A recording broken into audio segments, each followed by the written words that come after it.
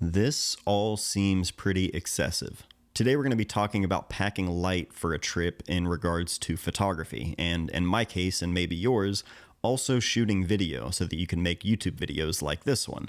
Yesterday, I made a video all about my trip to Atlanta for film stock. It was an incredible time. I had so much fun. And in that video, I shared that the M6, my 35, and a bag of HP5 was all I brought with me to shoot photos. Makes sense. That's pretty much all I ever need anyway.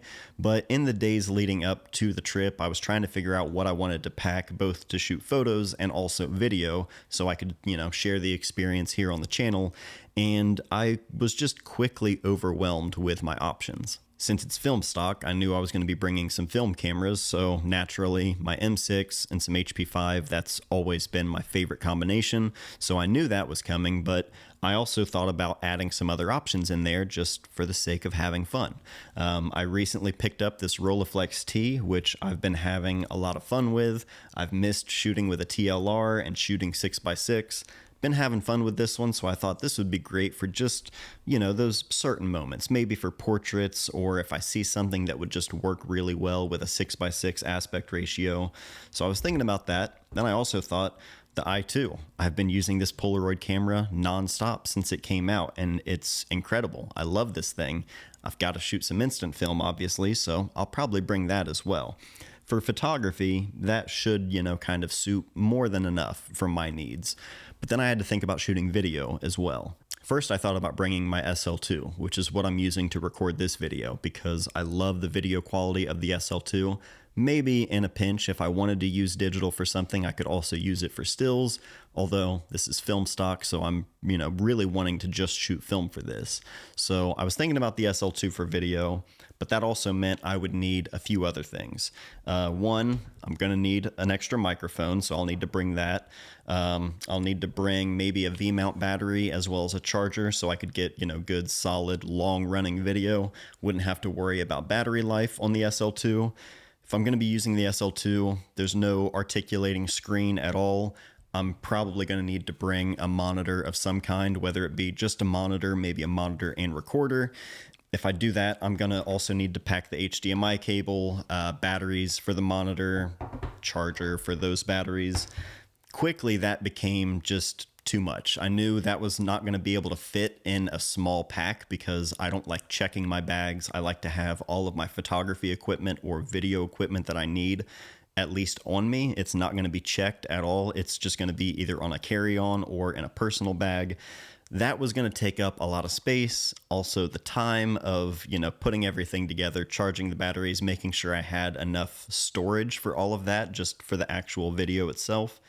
That was starting to become a little overwhelming. Then I thought, I recently, earlier this year picked up this Panasonic, this little camcorder that's mostly just been sort of the dad cam. I've been using this to shoot all of the home video stuff. Quick, simple, it has everything you need built right into it. But it's also not very small, and if I'm going to be bringing that, I'll also need to bring the extra batteries, the charger for the camcorder. It's not really the most compact setup.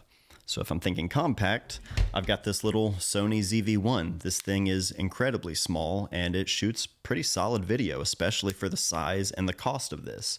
If I'm bringing that, I'm also going to need to bring, again, a microphone because the built-in mic, it's made to be, flexible enough that you don't need to bring one.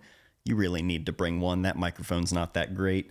Maybe a tripod of some kind, something that I could easily film with or just set it up when I need to. The battery life on this is atrocious, so maybe I should just bring, extra batteries, extra charger, make sure I've always got power for this thing.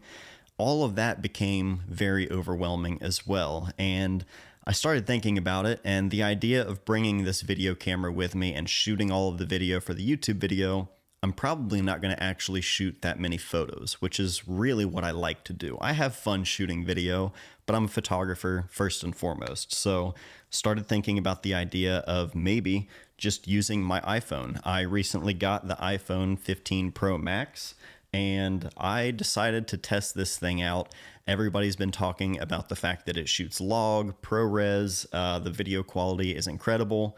I just got it, and I thought this will be the perfect excuse to not only test this thing out and see what the video is like, but I also wouldn't have to pack any of these things that you see here in front of me. It could all be right here in my pocket. I even stopped at Midwest Photo on the way to the airport, picked up this little Rode mic that has a USB-C connection, so I just toss it on the phone, and that's it. My video and my audio is all right here in this setup. And then I thought, why stop there? Why not even further simplify the photography aspect of this? So I thought, maybe I should just leave the Rolleiflex out, I'm not always going to be using this for everything. I'm not super fast with this camera. Maybe I should just stick with the M6 and the i2. That way I've got my film, my instant film, I'm good to go. And then I thought, why stop there? Why even bring any of this? Why not just keep it simple? One camera, one lens, and my iPhone. My video and my photo needs are all right here set. And that's what I decided to do. Being able to pack insanely light, it was the most freeing and comfortable experience for me to actually be able to still experience everything and not be, overwhelmed with options and gear and charging batteries and this and that. But also, it just reaffirmed all of those thoughts of keeping things simple and being able to focus just on what's in front of me while still having the ability to shoot photo, shoot video. Anytime I saw something that I wanted to capture, it didn't disrupt things. It didn't cause a hiccup. I wasn't killing my back by carrying a ton of gear with me. This was probably what made that trip so good for me. I think if I packed more photo gear, I would have shot less photos overall. And if I packed more video gear, I probably wouldn't have shot as much video as I did because of just the ease of use. Being able to just have this camera on me at all times. Obviously, my iPhone is always in my pocket. It's always ready to shoot video. That just freed up the entire trip for me to experience things, but still be able to shoot. And I think moving forward for any trips, I really want to lean in that direction because I had less hassle with packing things up, whether it be to actually get to the airport and get to my destination, but also just day to day. I had one simple tote bag with me. I just threw everything I had in there and I didn't have to worry about packing stuff or forgetting something. If someone was going with me and I had an extra person to help film the videos, maybe it would be worth it to pack other things. If I had a bigger bag where all I had to carry was just photography stuff and no video stuff, maybe it would have made sense to bring an extra camera or something. But to go from all of this to this, it made the decision to just shoot so much easier and so much more intuitive. I didn't have to think about it. And moving forward, I think this is ultimately the way to go anytime I'm going on a trip. Keep it as simple as possible, as minimal as possible, and I'm going to have a much better time as a result of that. So if you're going on any photography trip at all, whether you're shooting video or not, I would encourage you to try and simplify things and pare it down to just the essentials, just what you know you're going to shoot with the most, what you're going to absolutely enjoy, no matter what the scenario or the subject or setting is. Choose the most well-rounded setup that you're going to continue shooting with. Keep it simple. That is probably why this trip was so much fun for me. If you haven't seen the video from my trip to Atlanta for film stock, I'll put a card at the top of the screen so you can check it out. Amazing time. All of the photos that I made, M6, all the video was shot on the 15 Pro Max. That's it. About as simple as I could possibly make it. I'm very glad I did. So keep that in mind if you're going on any trips, even if you're just going out for the day. Oftentimes, what I've found is less is more. So I'd love to hear what your thoughts are on all of this in the comments down below. Are you a minimalist or a maximalist when it comes to gear like this?